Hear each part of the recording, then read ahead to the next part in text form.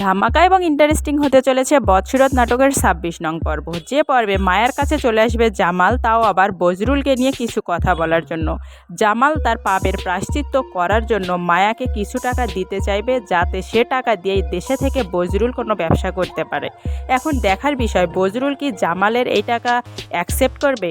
আদৌ কি বজরুল জামালের এই টাকা দিয়ে কোনো ব্যবসা করবে? তো শেষটা হতে চলেছে অনেক ধামাকা। না দেখলে আপনি পুরাই মিস করে যাবেন। শেষ পর্যন্ত দেখার অনুরোধ রইল।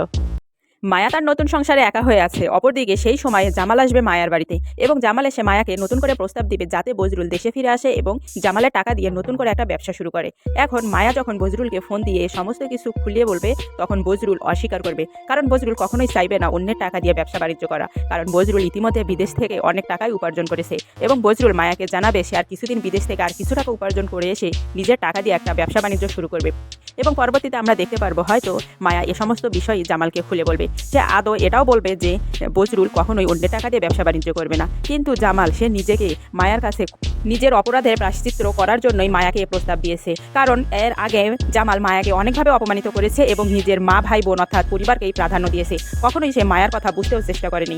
আসলে যে কতটা অত্যাচারের মধ্যে ও বাড়িতে ছিল মায়া, সেটা এখন মরিয়মের মাধ্যমেই একের পর এক পর্যায়ে বুঝতে পারছে জামাল, যে কারণে জামাল চলে আসে মায়ার বাড়িতে এবং মায়ার কাছে হাত জোর করে ক্ষমা চায়। এখন দেখার বিষয়, আদৌ কি বজরুল জামালের এই প্রস্তাব মেনে নিবে? অপরদিকে মায়া যে এখন বজরুলের বাড়িতে সংসার করছে, সে বাড়িতে এখনও অবধি বজরুল মায়াকে মেনে নেননি তার ভাই ভাবি। তাহলে কি ওই বাড়িতে মায়া ভালোভাবে সংসার করতে পারবে? সে কি পারবে নতুন করে আবার নতুন সংসার জীবন শুরু করতে, পরিবারের সবাইকে একত্রিত করে নিয়ে থাকতে? কারণ মায়ের একটা স্বপ্ন ছিল, মায়া যে বাড়িতেই বউ হয়ে থাকুক না কেন, পরিবারের সবাইকে যেন সে মিলেমিশে নিয়ে একটা ভরা সংসার উপহার দিতে পারে তার স্বামীকে। সেটা তো আর জামালের কাছে সে পারলো না, কিন্তু এখন দেখার বিষয় সে কি আদৌ পারবে বজরুলের কাছে বা বজরুলের সংসারে এটা পূরণ করতে, তার এই স্বপ্নটাকে। তো কি ঘটবে আগামী ২৬ নং এপিসোডে?